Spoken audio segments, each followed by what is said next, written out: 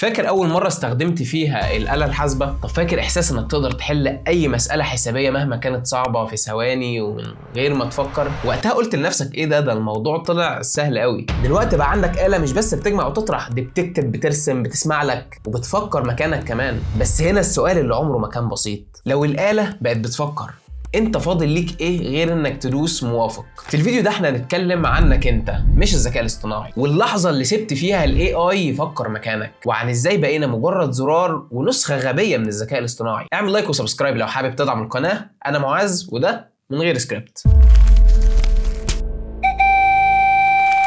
احنا عايشين في عصر الراحة المطلقة، كل حاجة بقت مختصرة ومفيش حاجة اسمها فكر. بقينا عايزين كل حاجة جاهزة وبسهولة. عايز تكتب مقال بالاي اي، عايز تختار عنوان للفيديو بتاعك برضه بالاي اي، ترد على ايميل بالاي اي، تعمل سي في بالاي اي، تقدم برزنتيشن بالاي اي. المشكلة هنا مش ان الذكاء الصناعي بيساعدك، ده لو اعتبرنا ان هو بيساعدك مش واخد مكانك اوريدي. المشكله انه بينجح وبقى يستحق المكافاه على الاساينمنت اللي عمله لك وسلمته وخدت فيه درجات محترمه، او سكريبت الفيديو اللي كتبه لك واللي لما نشرته جاب فيوز كويسه، او دراسه الجدوى اللي عملها لك لمشروع انت عايز تعمله. وانت وانا وغيري طبيعي نكسل بعد ما نلاقي ان في حد بيعمل كل حاجه مكاننا. فبرضه من الطبيعي ان كل مره هقول يا عم ما تخليه هو يعملها، ما هو شاطر اهو. للاسف انت في الوقت ده مخك بيسجل جمله واحده بس او جملتين تحديدا: انا مش محتاج اتعب، انا مش محتاج افكر. تعال احكي لك حكايه صغيره. زمان كان في ولد في مدرسه، كل مرة كان بيبقى عنده واجب كان بيكلم صحابه ويبعتوا له الحل، ينقل الحل من هنا لهنا، واكيد كلنا شفنا ده بعينينا. وكانت الدنيا ماشية لحد ما جه الامتحان، قعد يبص للورقة ويقول لنفسه طب واللي انا كنت بعمله طول السنة راح فين؟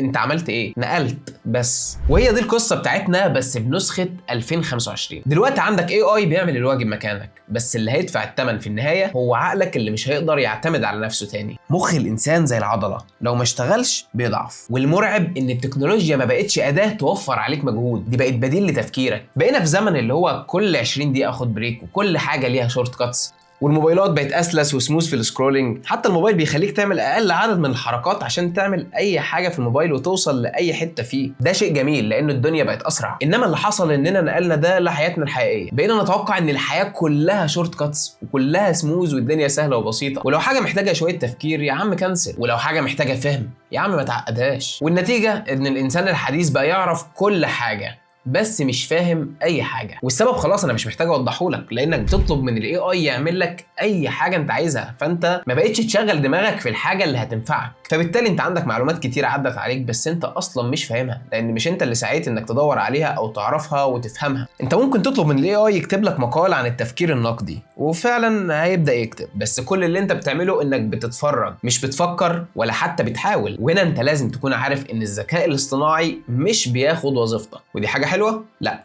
لانه بياخد عقلك منك حته حته في كل مره انت بتستسهل فيها. اعمل لايك وسبسكرايب لو لسه ما عملتش، وتعالى احكي لك حكايه حصلت لي اول مره استخدمت فيها الاي اي. بصراحه كنت منبهر لدرجه ان كل حاجه بقيت اعملها منه، بستعين بيه في كل حاجه في حياتي، بساله وبعرف منه معلومات وبخليه يكتب لي سكريبتات، وفي وقت ما جربت اخليه يعمل لي اساينمنتات، وبقيت اساله في كل حاجه حرفيا، حتى مشاكل بنكيه وفي تحويلات بقيت اساله في اي حاجه هو بيفيدني فعلا. وفي الفيديوهات اللي بقدمها خليته يديني افكار وسكريبتات ويديني عناوين للفيديوهات واقتراحات لكل حاجه. وفي اللحظه دي انا فعلا اتخضيت، لقيت ان انا كل مره بطلع بنفس الشكل، نفس الستايل، نفس الهوك، نفس الصياغه، نفس السكريبتات، نفس كل حاجه تقريبا. اكتشفت ان الاي اي ما بقاش مجرد مساعد بالنسبه لي، بقيت انا اللي بساعده. وقتها فهمت ان اخطر حاجه مش الاي اي نفسه، الخطر انك دايما تشوفه اذكى منك وتحاول تبقى نسخه منه، لان وقتها هتكتشف غباء الذكاء الاصطناعي وانك بقيت نسخه غبيه منه. فاحنا خلاص متفقين ان الذكاء الاصطناعي مش خطر، والخطر الحقيقي انك تبقى نسخه غبيه منه. تمام،